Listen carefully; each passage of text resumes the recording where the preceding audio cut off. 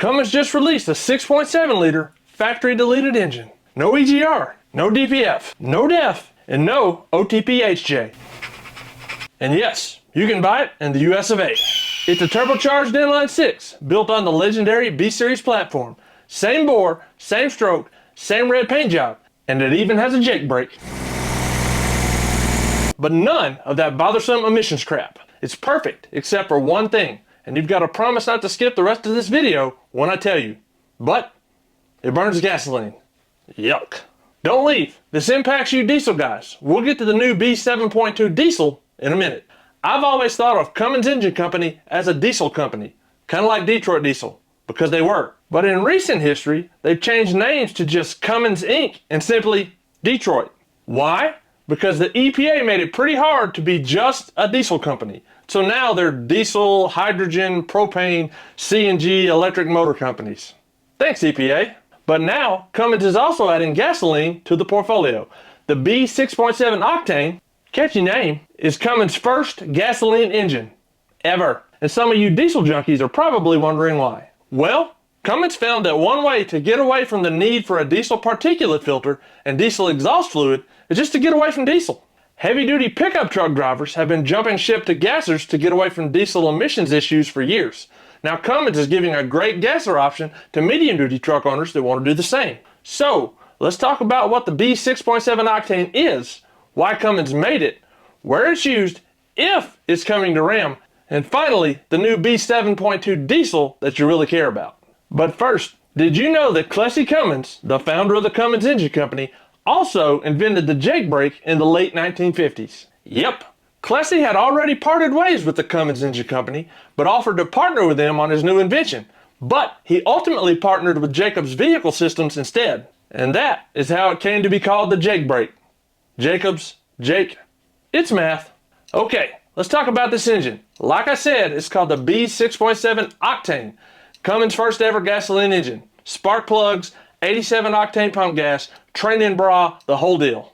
And I know you clicked on a diesel channel expecting a diesel video, but hang with me, this is a cool engine with some engineering features that will likely find their way into our pickups. Eventually. Now, this isn't some cheap, watered-down, light-duty gas engine disguised as a medium-duty power plant. The 7.3 Godzilla is already available in some medium-duty trucks, and it's a good engine, but it's still a light-duty pickup truck engine trying to do a medium-duty job. Cummins built the B6.7 Octane on the B Series platform, the same architectural DNA as the B6.7 diesel found in Rams, in school buses, and in delivery trucks for like 20 years. It's got the same 107mm bore, same 124mm stroke, same 6.7 liter displacement, and the same horsepower and torque ratings as its diesel counterparts. It only revs to 3,200 RPM. It's turbocharged and has a water-cooled, gear-driven air compressor available for air brakes and such, and an optional Jake brake, so it can actually slow a vehicle down the way a diesel exhaust brake would. That's not your typical gas engine guy engineering. That's diesel guy engineering. Might be a diesel guy wearing a dress, but still a diesel guy. A diesel male? Not a guy, a male. Let's be PC. Is that still PC? Who knows? Anyway, they wanted to build a gas engine that behaves like a diesel, and at least on paper, it looks like they've succeeded. Probably. Now, Cummins says it's built on the B Series architecture, but since I don't have a Cummins guy or gal to ask, and I don't have access to the parts breakdown, I don't know how much parts interchangeability exists between the current B6.7 diesel and the B6.7 Octane. But I can think of some obvious differences right off the top of my head. Since diesel heads have a flat surface, and since diesel pistons contain a deep dish, which is the combustion chamber, the Octane is going to have different heads that contain combustion chambers and different pistons with a top that is flat-ish and don't contain combustion chambers. Probably. But besides the combustion chamber, the biggest difference is the valve train. The Octane is a dual overhead cam engine, where the current B6.7 diesel is a pushrod engine. So again, the head is obviously different. And if I had to guess, the block is different, because it's hard to imagine Cummins spending the time and money to cast and bore a cam tunnel for a cam that no longer exists. But then again, I've been wrong. At least once. Today. Now before we get to talking about why Cummins decided to make a gasoline engine, let's talk about the sponsor of today's video, Upside. The free Upside app gives you cash back on gas, groceries, and dining. With these high fuel prices, it stings a little every time I fuel up the old truck. But cash back from Upside makes it sting a little less. Little. I've been using the Upside app as part of my refueling routine for over a year. I still use the same racetrack gas stations that I've always used, but now I get cash back whenever I fuel up. Check it out. You just open the Upside app, find a gas station on the map, and pay as you usually would with your card and get cash back. That's it. Upside partners with over 100,000 gas stations, grocery stores, and restaurants. So cashback opportunities are always just around the corner. And yes, it's cash back. No confusing points, credits, or rewards. It's actual money that you can transfer to your bank account when you want. Upside users are earning $1 million cash back every week. And unlike other programs, you can stack Upside with your existing credit cards and loyalty rewards. So you're getting cash back on top of cash back. Upside is giving back over $1 billion to its users. To find out how much you could earn, just download the free Upside app using the link in the description and use the promo code FreedomWorks to get an extra 25 cents back on every gallon on your first tank of fuel. That's an extra 25 cents back on every gallon on your first tank of fuel using the promo code FreedomWorks. Or just scan the QR code on the screen right now to claim your offer. Big thanks to Upside for sponsoring today's video. Now back to this Cummins gas burner. So why does a company that built its entire identity on compression ignition suddenly build a gasoline engine? One word: EPA emission standards. I guess that's actually 3 words. But Cummins isn't trying to hide that. It's a gas engine that does a diesel job without the emissions BS. The B6.7 Octane is certified to the EPA 2027 standards. And 2027 is the wall that's got diesel engineers' panties in a bunch right now. Because the upcoming EPA and CARB low NOx requirements for medium-duty diesels are brutal. We're talking near zero NOx thresholds, and the aftertreatment hardware required to hit those numbers on a diesel is getting more complex, more expensive, and frankly, more failure prone. So Cummins looked at the vocational and medium-duty segment and asked a very practical question. What if, for a chunk of engine applications, we just don't fight the diesel NOx problem at all? We could just use that other fuel that people buy over in the kids department. Because here's the thing about gasoline combustion paired with a simple 3-way catalyst. That's engineer speak for the same catalytic converter that's been in your car or truck for decades. A gas engine with a cat can hit ultra-low NOx numbers without an EGR, without a DPF, and without DEF. No urea tank, no regen cycles eating into uptime, and no sensors failing, derating a truck in the middle of a route. For a school bus that does the same 40-mile loop every day, or a garbage truck stopping and starting 1,000 times a shift, or a delivery vehicle that never gets up to highway cruise long enough to do a good regen, the diesel aftertreatment system is dead weight. Like a politician, it's just failure points and warranty claims. Cummins is looking at that and saying, for this specific use case, gasoline is actually the simpler, more durable answer. And by the way, that's the whole marketing pitch.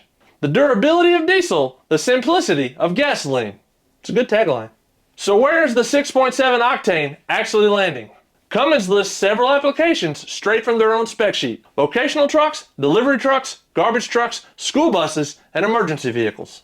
And I have to wonder, how do you think the Prius owners are going to feel about sharing a gas pump with a garbage truck? Because you can't get gasoline from a truck stop diesel pump.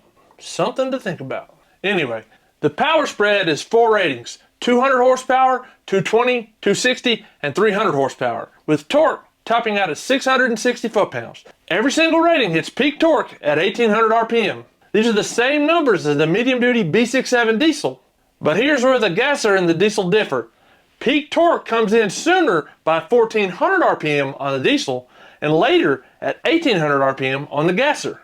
So the diesel still holds a torque advantage, but that's what the transmission and the ring and pinion ratio are for. You just gear the truck to keep it operating near peak torque. And in case you Ram guys are wondering why the medium-duty commercial diesel power levels are so low compared to your 6.7, commercial engines are detuned in the ECU, and sometimes they get different injectors, turbos, pistons, etc. to achieve the most durability and reliability at those specific power levels under the harsher commercial environment. It's the same strategy and logic Cummins already uses in the Ram lineup, where the cab chassis version of the 6.7 liter diesel gets dialed back from the pickup high output rating. Same thing, lower the output for more durability and reliability. Make it employee proof. Now, the question I know a lot of you are asking, is it coming to Ram? Almost certainly not. Probably. And there's some real reasoning behind that. First, the numbers don't work. The current high output 6.7 liter Cummins diesel in a Ram is making north of 420 horsepower and over 1,000 foot-pounds of torque. The Octane tops out at 300 horsepower and 660 foot-pounds. It's simply not powerful enough to please pickup owners that have to beat everyone to the next red light. Now, those numbers are actually about the same as early 2000s diesel numbers, so they would get towing jobs done, just not very fast. And I don't know a lot of people who want to relive their 2003 towing experiences. Downshifts. Yuck. The Octane is built for a school bus route, not towing a 30-foot camper through Colorado. Second, the business case just isn't there. Stellantis already has the 6.4 liter Hemi for buyers who don't want a diesel. There's no gap in the pickup market that the Octane would be filling. Where Cummins is actually solving a real problem is the vocational and medium-duty applications where the only choice up to now has been diesel with all its after-treatment baggage. That's a market gap. The pickup market isn't a gap. Third, certification and duty cycle. The Octane is being engineered and certified around vocational and school bus drive cycles specifically. Getting an engine certified and packaged for a completely different application, like a personal use pickup with completely different loads, towing, and duty cycle expectations, is its own multi-year engineering and certification project, and there's no signal from Cummins that they're actually doing that work. Probably. And fourth, it's huge! It weighs like 1,300 pounds. For reference, a 6.4 liter Hemi weighs about 500. So keep your eyes out, but don't hold your breath. Okay, here's the part of the story that I think is actually the biggest deal for diesel guys. Cummins didn't just release the B6.7 Octane by itself.